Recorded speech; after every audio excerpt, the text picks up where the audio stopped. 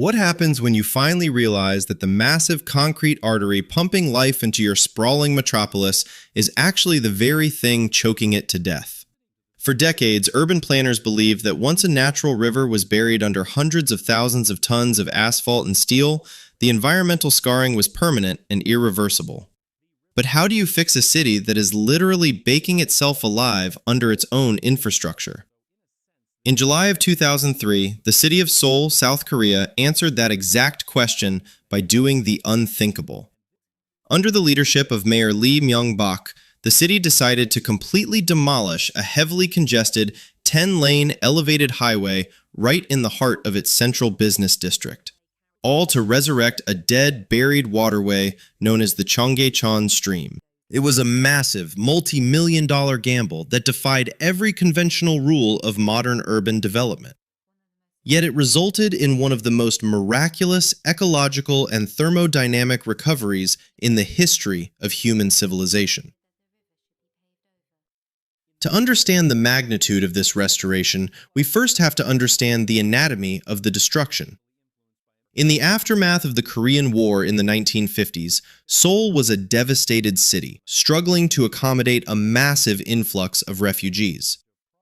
The Cheonggyecheon stream, a historic waterway that had flowed through the heart of the capital for centuries, quickly deteriorated into a heavily polluted open sewer, lined with sprawling shantytowns and plagued by severe seasonal flooding. For a nation desperate to modernize and pull itself out of profound poverty, the natural environment was seen merely as an obstacle to industrial progress. Between 1958 and 1977, the South Korean government executed a brutalist engineering solution. They poured millions of cubic meters of concrete directly over the Cheonggyecheon, completely entombing the river in darkness. Above this newly sealed concrete coffin, they constructed a massive, nearly 6-kilometer-long elevated highway. At the time, this 10-lane behemoth was celebrated as a crowning architectural achievement, a gleaming symbol of South Korea's rapid economic miracle and its triumphant entry into the modern industrialized world. For more than 3 decades, over 160,000 vehicles thundered across this overpass every single day, completely oblivious to the suffocating ghost of the river buried directly beneath their tires. However, the illusion of progress inevitably exacts a devastating toll on the laws of thermodynamics and ecology. By the late 1990s, the Cheonggye Elevated Highway had transformed the center of Seoul into a suffocating environmental nightmare, triggering a severe meteorological phenomenon known as the urban heat island effect. To understand the science here, you have to look at how different materials interact with solar radiation. Asphalt and concrete possess incredibly low albedo, meaning they absorb a massive percentage of the sun's energy rather than reflecting it back into the atmosphere. Furthermore, they have a high thermal mass, acting like giant batteries that store intense heat during the day and continuously radiate it outward throughout the night. By obliterating the river, city planners had completely eliminated the area's natural capacity for evapotranspiration, a critical biological cooling mechanism where water bodies and vegetation absorb heat to convert liquid water into vapor. Without the river, the ambient air temperature in central Seoul soared significantly higher than in the surrounding suburbs. Toxic levels of particulate matter, nitrogen oxides, and volatile organic compounds from endless traffic gridlock were trapped in this localized heat dome, creating a suffocating layer of smog. To make matters worse, the elevated highway itself was physically dying. Decades of sustaining the relentless vibration and weight of hundreds of thousands of daily commuters had compromised its structural integrity. The steel rebar was severely corroded, the concrete pillars were fracturing, and the city was suddenly faced with a monumental ultimatum: spend hundreds of millions of dollars to repair and maintain a toxic, decaying infrastructure, or do something completely unprecedented. On July 1, 2003, Mayor Lee Myung-bak initiated a radical urban intervention, The city began the colossal task of physically dismantling the Cheonggye elevated highway, striking the first blows against over 120,000 tons of rigid concrete and steel. The political resistance had been fierce. Critics and business owners warned of impending apocalyptic traffic congestion, arguing that removing a 10-lane arterial highway carrying nearly 200,000 cars a day would paralyze the entire metropolitan grid. But they failed to account for a fascinating, counterintuitive principle of network mathematics known as Braess's paradox. Proposed by mathematician Dietrich Braess in 1968, the paradox demonstrates that adding a prominent route to a complex transportation network can actually slow overall traffic flow down, because selfish routing behavior forces too many drivers into a concentrated bottleneck.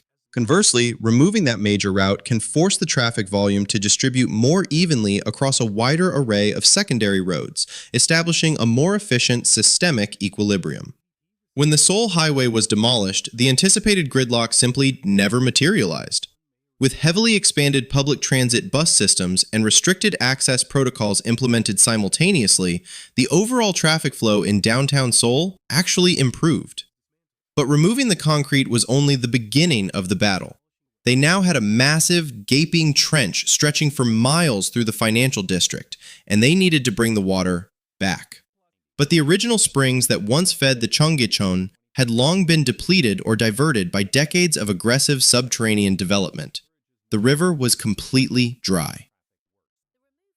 To resurrect a dead hydrological system, you cannot simply wait for rain. You have to engineer a miracle. To maintain a constant, steady base flow capable of sustaining a complex ecosystem, engineers designed an ingenious pumping system that draws approximately 120,000 tons of water every single day from the nearby massive Han River, as well as reclaiming heavily treated groundwater excavated from the city's subway stations. This water is rigorously purified and pumped to the headwaters of the Cheonggyecheon, allowing it to flow naturally down a carefully graded gradient. But creating a sustainable river isn't just about moving water. It's about rebuilding a shattered biosphere from scratch. Urban ecologists meticulously designed the geometry of the new riverbed, using varying elevations, natural stone outcroppings, and carefully placed boulders to create deep pools, shallow riffles, and varying flow velocities. This deliberately rough hydraulic topography forces the water to churn and tumble over the rocks, naturally aerating the stream and dissolving massive amounts of vital oxygen into the water column. They planted specific indigenous riparian vegetation along the banks: reeds, weeping willows, and submerged aquatic plants, which perform profound phytoremediation, actively stripping out chemical impurities and filtering heavy metals from the water as it passes. What happened next astounded even the most optimistic biologists. Nature, given just a fraction of a chance, violently reclaimed its lost territory. Within a mere handful of years, the biodiversity of the area skyrocketed by over 600%. Microscopic organisms established a foundational food web, attracting dense populations of aquatic insects. These insects brought back native fish species that hadn't been seen in central Seoul since the 1950s.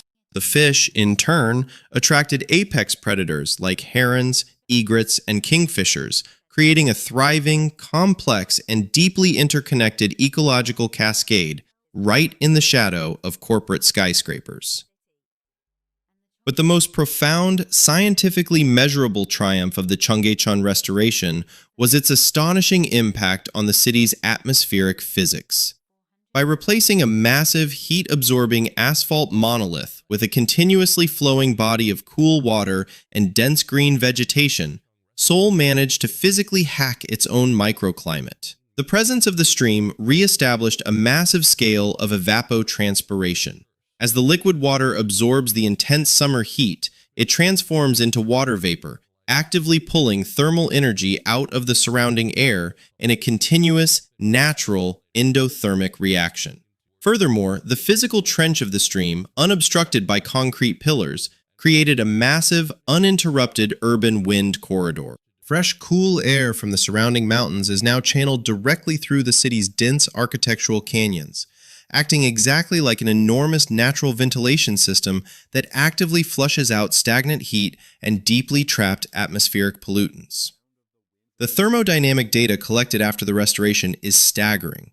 During the peak heat of the Korean summer, the ambient temperatures directly surrounding the Cheonggyecheon stream are consistently measured at an incredible 3.6 to 5.9 degrees Celsius, roughly 6 to 10 degrees Fahrenheit, cooler than areas located just a few blocks away. Airborne particulate pollution in the immediate vicinity dropped by over a third. The project didn't just build a park, it fundamentally engineered a highly efficient, self-sustaining climate control mechanism capable of protecting its citizens from the escalating extremes of global temperature shifts. The resurrection of the Cheonggyecheon is far more than just a successful local infrastructure project. It represents a monumental philosophical paradigm shift in the history of human urban evolution. For over a century, modern civilization operated under the arrogance that progress required the complete subjugation and paving over of the natural world. We built megacities designed exclusively for the brutal efficiency of machines, sacrificing our own biological well-being in the process. Seoul proved to the entire world that a mistake, even a multi-million-ton mistake made of reinforced concrete, does not have to be permanent. They proved that when we combine advanced ecological engineering with the undeniable resilience of the natural world, we can actually undo the damage of our past. We can tear up the asphalt, shatter the concrete, and invite the rivers back to the surface. It serves as a breathtaking reminder that the earth is infinitely forgiving, and that life, no matter how deeply it has been buried in darkness, is always waiting for the opportunity to reach toward the light once again. The concrete era of human history may have choked our rivers, but the future of our survival depends entirely on our courage to set them free. If you believe Earth deserves a second chance, and if you want to understand the profound science behind how we can heal our broken planet, join our journey at Deep Science of Earth by subscribing today, because the science of survival has never been more beautiful.